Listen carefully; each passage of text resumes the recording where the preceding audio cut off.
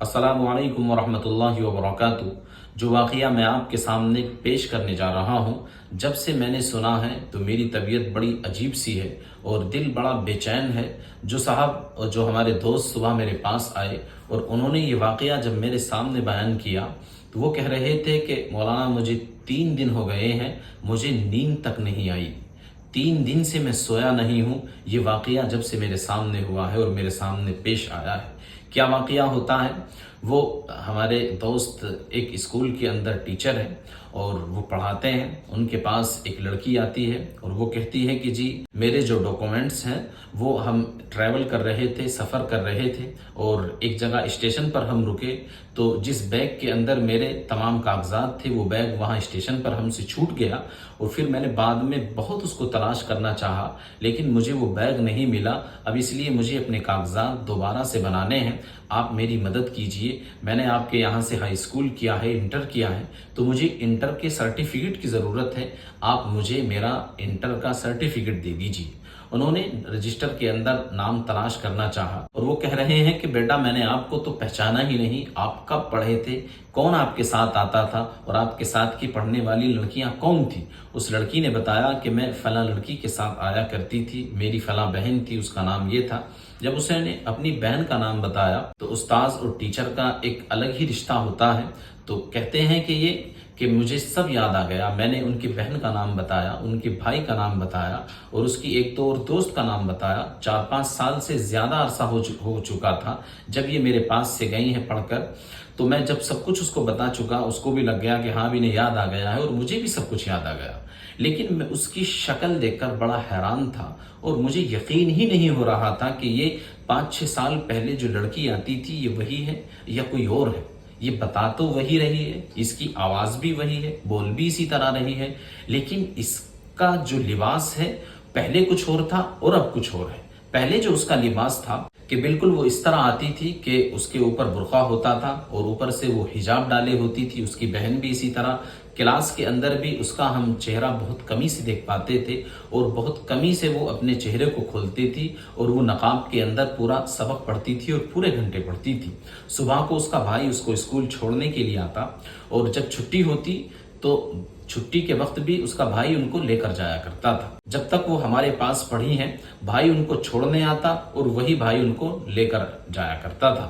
اگر بھائی کو کسی دن کچھ کام ہے، کہیں جانا ہے یا بھائی کہیں گیا ہوا ہے تو اس کا مطلب یہ ہوتا تھا کہ آج ان لڑکیوں کی چھٹی ہے، آج یہ اسکول اور پڑھنے کے لیے نہیں آئیں گی۔ تو بھائی ان کا بہت پابند تھا، ہر دن ان کو لے کر آتا اور غیر حاضری نہیں کرتا تھا، لیکن اب میں اس لڑکی کو اس لباس میں دیکھ رہا ہوں۔ اس نے جینس بھی پہنی ہوئی ہے، وہ بڑی چست ہے اور جو اوپر لباس پہن رکھا ہے وہ بہت چھوٹی سی ٹی شرٹ ہے اور اس کی کمر کھل رہی ہے، پیٹ اس کا نظر آ رہا ہے اور جسم کے دوسرے آکار اور جسم پورا اس کا آیا ہے، کوئی لگ ہی نہیں رہا کہ یہ پردے والی ہے۔ جو اتنا پردہ پہلے کیا کرتی تھی اور اب اس حال میں اور بالکل برہنہ بیٹھی ہوئی ہے اور اس کو شرم تک نہیں محسوس ہو رہی۔ یہ کہتے ہیں کہ میرے دماغ میں کوئی بات آ نہیں رہی تھی، میں اس کی بات سنتا جا رہا تھا۔ اب کاغذی کارروائی ہوتی ہے، کچھ وقت لگتا ہے، ہم نے ان کو آگے کا ٹائم دے دیا کہ آپ 2-4-5 دن کے بعد آ جانا، ہم آپ کے سرٹیفکیٹ میں کیا ہو سکتا ہے، کیا کارروائی ہم کر سکتے ہیں، ہم دیکھتے ہیں۔ یہ گھر آئے اور ان کے سارے دماغ میں جو پرانی چیزیں تھیں وہ چلنی شروع ہو گئیں، تو ماسٹر صاحب کو اس لڑکی کے بھائی کا نمبر مل جاتا ہے جب وہ گھر میں آ کر اپنی کتابوں میں اور اپنی ڈائری میں تلاش کرتے ہیں۔ تو انہوں نے اس کے بھائی کو فون کیا اور فون پر دعا سلام ہوئی، نام لے کر کہا اور انہوں نے کہا کہ بھئی آپ ماسٹر صاحب اب تک مجھے آپ جانتے ہیں، آپ کے پاس میرا نمبر ہے؟ کہ جی ہاں میرے پاس آپ کا نمبر تھا اور مجھے اس سلسلے سے آپ سے بات کرنی ہے، آپ کی جو بہن تھی اس کا کیا ہوا؟ اب وہ اتنا کہتے ہی رونے لگا۔ بہت دیر کے بعد جب اس کی آواز کچھ کم ہوئی رونے کی تو اس نے بتایا میں آپ کو کیا بتاؤں، وہ کسی غیر کے ساتھ، غیر مسلم کے ساتھ چلی گئی ہے۔ ہم نے بہت کوشش کی، میرے ماں باپ نے بہت منایا، میں نے بہت منایا، لیکن واپس نہیں آئی۔ اب اس کے جو کاغذات ہیں وہ سب گھر پر ہیں اور اس کے پاس کچھ نہیں ہے، تو तो वो अपने डॉक्यूमेंट्स दोबारा तैयार करा रही है, अपने कागजात दोबारा तैयार करा रही है। ये कहते हैं मास्टर साहब के मैंने कहा कि भाई वो यहाँ हमारे पास आई थी अपने कागजात को तैयार कराने के लिए, आप चाहें तो यहाँ आकर उसको समझा लें, ना जाने वो बददीनी से बाज आ जाए, जो मुर्तद हो गई है दीन की तरफ फिर जाए। वो भाई उसका कहता है जो उसको हर वक्त लेकर आता था, हर वक्त उसके साथ साए की तरह रहता था, सुबह को लेकर आ रहा है, दोपहर में उसको लेकर जा रहा है, और इतनी बापर्दा लड़की, उसका ये हशर हो रहा है कि वो गैर के साथ इस हाल में है कि उसने अपनी पहचान तक खो दी और कई साल से अपने घर से गायब है। माँ उसकी रो रही है, बाप उसका रो रहा है, भाई उसका परेशान है, हर एक ने उसके सामने हाथ जोड़ लिए, उसको मना लिया, लेकिन एक की भी वो नहीं सुन रही। और ऐसा उसके ऊपर भूत सवार है इश्क का, मोहब्बत का और शैतानियत का और हैवानियत का कि वो तमाम रिश्तों को ठुकरा चुकी है। ये कहते हैं कि मैंने भी कुछ कोशिश करनी चाहिए, लेकिन हमारी कोशिश कामयाब नहीं हुई। हमारा जो काम है डॉक्यूमेंट्स बच्चों के लिए तैयार करना और उनकी जो ज़रूरतें हैं उनको पूरा करना, हम उसके सामने मजबूर थे। हमने कुछ और ज़्यादा आगे की बात नहीं की, जो कुछ हो सकता था हमने उनका कर दिया। लेकिन मुसलमानों, नौजवानों, हमें सोचने की ज़रूरत है, आखिर हमारी बहनों के साथ ये हो क्या रहा है, कहाँ जा रही हैं ये? जो एक पर्दे के साथ आ रही है, एक महरम के साथ आ रही है, एक भाई उसको लेकर आ रहा है। अगर इन बहनों का हश्र ये हो रहा है कि वो दीन से मुर्तद हो रही हैं, दीन से दूर जा रही हैं, तो फिर आम लड़कियों का क्या होगा जो दीन से दूर है, जो पर्दे में नहीं, जो बिल्कुल स्कर्ट में घूम रही है, उनका ईमान कैसे बचेगा? ये हिंदुस्तान के हालात किधर जा रहे हैं और ये हमारी बहनों को क्या हो रहा है? क्या ईमान भी कोई ऐसी चीज है जिसका सौदा किया जा सकता है? मुसलमानों, इस जिस्म के अंदर एक जान, ये ईमान ही तो है। अगर यही इससे खींच लिया गया और यही इससे निकाल लिया गया तो अब क्या है? ये तो एक रेत का ढेर है, ये तो एक राख है, ये तो एक मिट्टी है जिसको फेंक दिया जाए, जला दिया जाए, सड़ा दिया जाए, खत्म कर दिया जाए, कोई काम का नहीं। अगर इसके अंदर से जो हमारी ये रूह है ईमान की, ये निकल जाए और उसके लड़की के दिल से यही निकल गई तो अब क्या बचा उसके अंदर? ये हो क्या रहा है? मेरे एक दोस्त है, मैंने बड़े आलिम है, उनसे मालूम किया कि भाई ये क्या चल रहा है, ये हमारी लड़कियां उधर जा क्यों रही हैं? उन्होंने इसका जवाब ये दिया, आप भी गौर से सुनिए, कि लड़कियों का जो दीन, धर्म और ईमान है वो सिर्फ पैसे पर है। सभी नहीं, मोस्टली उन्होंने कहा ज्यादातर लड़कियां आजकल जो है पैसे के पीछे भाग रही हैं, चकाचौंध के पीछे भाग रही हैं। अब वो पैसा कहीं से भी आए, हर लड़की तो ऐसी नहीं है कि वो पैसे के पीछे भागकर ईमान का सौदा कर लेगी, लेकिन बहुत सी लड़कियां आजकल ऐसी हैं जो पैसे के पीछे भागकर ईमान का सौदा कर रही हैं। मेरी माओ और बहनों, ये पैसा कब तक रहेगा? जिनके पास पैसा है आप उनसे जाकर पूछिए, क्या पैसा जो उनके पास है वो उनको सुकून दे रहा है?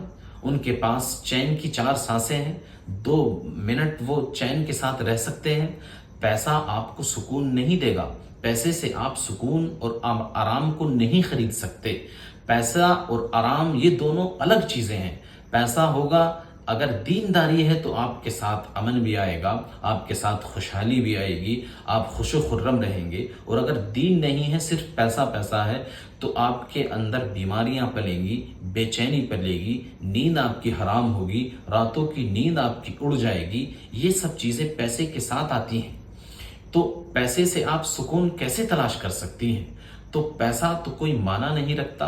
पैसे से आप सुकून हासिल कर लेंगी, पैसा ही आपका मजहब और दीन हो जाएगा, यही आपका धर्म हो जाएगा। दूसरी चीज उन्होंने बताई कि ये हुस्न है, कि वो हुस्न को देखकर उनके दिल के अंदर मलाल आता है, वो चली जाती हैं, वो दूसरे पर फिदा हो जाती हैं। लड़की का हुस्न कब तक रहता है? 20 से 30 साल तक। आज 30 साल के बाद की लड़की को देख लीजिए, जिसकी 30 साल प्लस उम्र है, देख लीजिए कि उसका हुस्न ढल चुका होता है, वो अपने बुढ़ापे की तरफ बढ़ रही होती है। कहीं जिस्म में दर्द है, कहीं उसकी तबीयत बराबर नहीं रहती, हर महीने में उसको कभी बुखार और कुछ ना कुछ होता रहता है।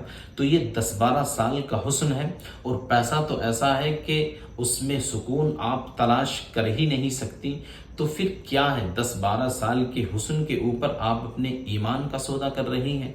आप उस पैसे के पीछे ईमान का सौदा कर रही हैं, जिसकी कोई कदर ही नहीं, जिसकी कोई वक़्त नहीं, जो आपको न सुकून दे सकता है और ना आपके दुनिया के मसाइल हल कर सकता है।